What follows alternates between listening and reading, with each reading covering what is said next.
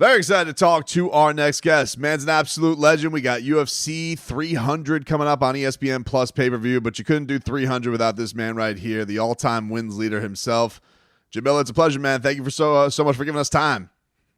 No problem. Thank you for having me on. How cool is this week has felt? Because, you know, it feels very much like the fans are not only embracing you, but just embracing the history of it, man. Like to do what you're doing for as long as you've done it is such a tip of the cap to your professionalism and how much you've kept yourself. So what has it meant to just feel the support from the fans? It's awesome. You know, it definitely is really awesome. And you know, I truly do appreciate the push from everybody to get me on the card. Yeah, we're still working on, you know, Bruce doing what he needs to do, but you know, we'll see if that happens or not. But yeah, it's been cool. It's been cool. You know, honestly, in certain aspects of it, it's like, it's just another fight week. You know, like it's there's nothing, you know, like super out of the ordinary with it, but there is a lot of press and a lot of fan love, and I do appreciate that. I got that. Yeah, for those who don't know what Jim's referring to, there is a petition to get Jim Miller introduced properly by Bruce Buffer as Jim Miller, as he so rightfully should be. Have you reached out to Bruce? Has anybody reached out to Bruce? Do we know his temperature on this? Well, the problem is it's not just Bruce. I think you would totally do it. The issue is that the fight's going to be on ESPN, and they don't want to bleep him. So it's like, hey, do you want to just bend the rules for me, Bruce? You know, like just catch him off guard, you know, and you know, that's a big ask. That's a really big ask. So yeah, so I think I think I'm, you know, at the presser later, I'm gonna make as much noise as I can about it. I think at the presser, I will probably be announced like that, and yeah, we still got a couple days left to try to work this out and get it done. Where was this? Where is the origin of this? This caught like wildfire. Was this a fan who found this? Did anybody in your camp start this? When you first found out that people were moving for this, where were you and what was your reaction to it?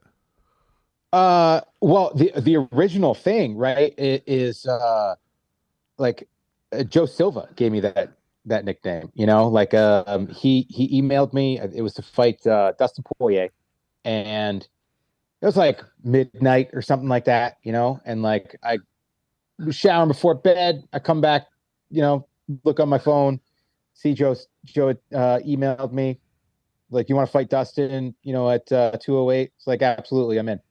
And he's emailed me right back. He's like, of course you are. You're Jim Miller. And, you know, because I guess I don't know what my peers, what they do. You know, I know a lot of people have management, it bounces through management and this and that. And it probably takes a few days for the UFC to hear back. But for the last decade or so, I've been self-managed. So yeah, so I get the requests, I get the fight offerings, and yeah, that's usually my answer. More often than not. The only time that wasn't my answer was like, hey, you want to fight in, you know, Singapore in 8 days? I was like, no, we're good. So yeah, so you know, I brought it up. I think it was at the presser for my last fight that I brought it up. That I was like, hey, maybe we'll see if Bruce will introduce me as Jim Miller, and you know, because it's like I never really like branded it, right? You know, and so the folks that have been following the sport for a while, they knew about it. The media, they would talk about it. But yeah, I think bringing it back up, it really started a fire going, and there was some pressure on Bruce, you know, to make the call. Yeah, you have got to be, you know, so it's got to be such a crazy thing to see how the sport has grown, because I remember being in college, UFC 100. I wasn't a UFC fan. My friends like, you have to come watch this UFC at a bar, UFC 100. And Dude, it's like, yeah, like many things that these kinds of events, they do hook a fan base for a Mhm. long time and you get into sports.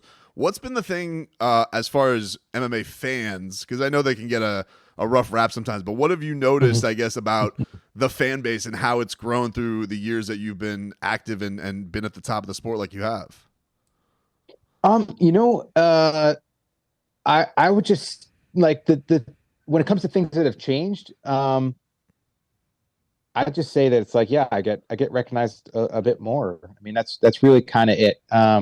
You know, you've got the MMA fan has definitely evolved, right? We had like the tap out era where everybody was in tap out shirts, and then it was like, you know, affliction and this and that, right? So you go to the events and it's like those, you know, those t-shirts aren't floating around anymore, where it was like it used to just be a sea of that at an expo or something. But yeah, like it's still just a very diverse crowd and fan base. I mean, like I bumped into this little old woman that was, you know, like, oh, I'm such a big fan, this and that, and it's like it catches you off guard. You're like, what? You know what I do, right? But yeah, the sport is it definitely has grown an absolute ton, and it's been a cool ride to be on. So you're taking on Bobby Green. It was a wild man. You guys, I mean, this should make for just an unbelievably fun fight. But what are the things that you get ready for the most when you take on a Bobby Green? You know, his boxing style. You know, he's got a very unique style of striking. You know, that is kind of his thing, right? Um, you know, and that's that is the trickiest part of the puzzle for Bobby. But you know, like I've seen pretty much everything else at this point, so you know, yeah, in preparation, I prepare the same way for everybody now. I'm trying to stay healthy through training because it is dangerous. It's a lot of injuries happen, you know, in the training room. Um, I'm trying to get into shape, and I'm trying to be sharp at the things that I'm good at, you know, be hitting them in practice and be drilling them. And then like the last thing that I'm concerned about is really what my opponent does. Um, you know, like we work on some of that stuff. You know, my coaches break it down and give me some tools to deal with it. But the goal every time that I step on that canvas is to make it a Jim Miller fight. You know, it's never to fight to my opponent's strengths. It's always to make the fight go to my strengths. And you know, 100%, I believe that, you know, if I can get Bobby into a Jim Miller fight, it's going to be a quick night. I want to ask you about this because of all of your experience. The last fight card, UFC 299, was down here in Miami. Mm-hmm. It was really cool to see Dustin Poirier win the way that he did, but he kept Mm-hmm. jumping the gilly. Like he has this Yeah. in his head that he wants to do this. And as a fighter, is it a better feeling to execute a game plan or to pull some wild card out and you're just like, yeah, I did that? Because I imagine you with like you've probably been in both where you're like, I didn't expect that opportunity in a fight and I pulled that off. But you also have that game plans that you want to execute. So as a fighter, what's a better feeling for you when you get a victory in either fashion? You know, I don't know.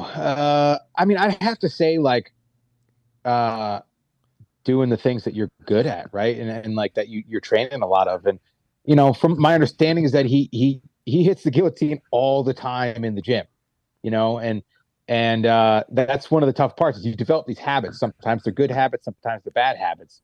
And maybe he was just nailing it in every grappling exchange, and it just comes out, you know, in the fight. Um, but yeah, like it, I would definitely say it's doing the things where yeah, you've prepared for them, you've really worked them, you know, like hitting that flow state, and you do something that like you didn't even really think about doing. Your body just does it. It's cool as shit. You know, it's really awesome. But it's like, what exactly did I do? You know, like you almost got to be like, all right, how do I do that again? And it is a cool feeling, and it's very intriguing as somebody that's trying to always like learn. But yeah, it can be a little frustrating too, where you're like, I don't even really know what I did, and it worked, and like I wish I could replicate that all the time, but sometimes sometimes the nervous system just takes over, and the brain is out of it. That's kind of the goal that I go into a fight with. Like I'm trying to just hear elevator music and nothing else, and just let my body do what it's trained to do. And sometimes it works, sometimes it doesn't. Is there one like that comes to mind where you're like, yeah, I had that feeling like that you try and chase? When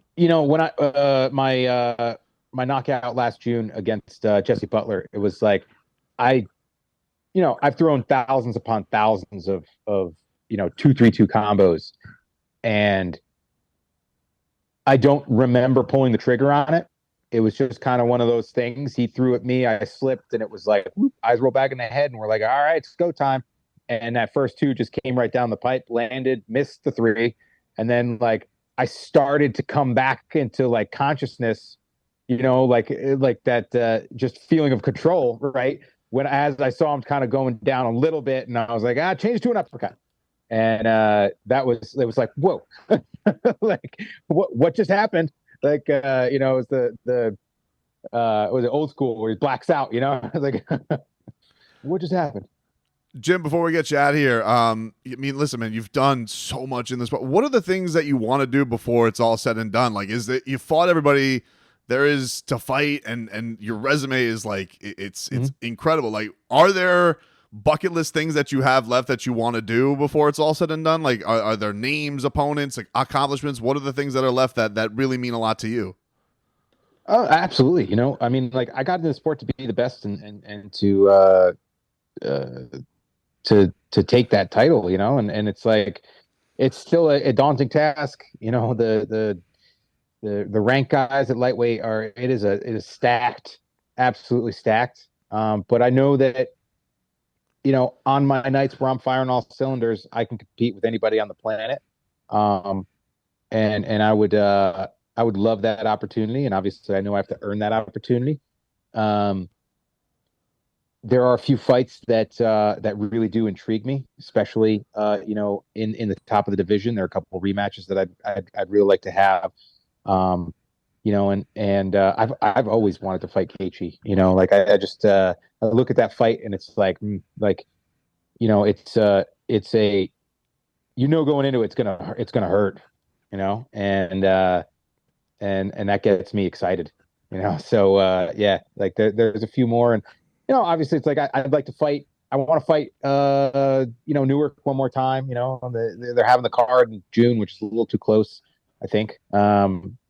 So barring like perfect conditions, I don't think that one's going to happen. But maybe the next go around in Newark, I can be on that, and get to fight in front of my local family and friends one more time. And I kind of threw it out there that I don't want to fight any more than 50 times in the UFC. And I know it's a very silly phrase to say, but yeah, like I think that since we got here, we got to 300. And when I first threw it out there, I wasn't sure if this was going to be my swan song or not. It's not. Originally when I mentioned it, it was like, hey, drag myself to that finish line. I'm performing well right now, but yeah, I don't think I want to do it too much longer. so get a few more in, maybe get to 30 wins in the UFC. Yeah, and and call it a day. Hey, that's why he's Jim Miller, man. This was an honor, dude. Thank you so much for the time. Really appreciate it. Problem. Watch him on UFC 300 coming up on Saturday. Appreciate it, man. All the best. Thank you for having me.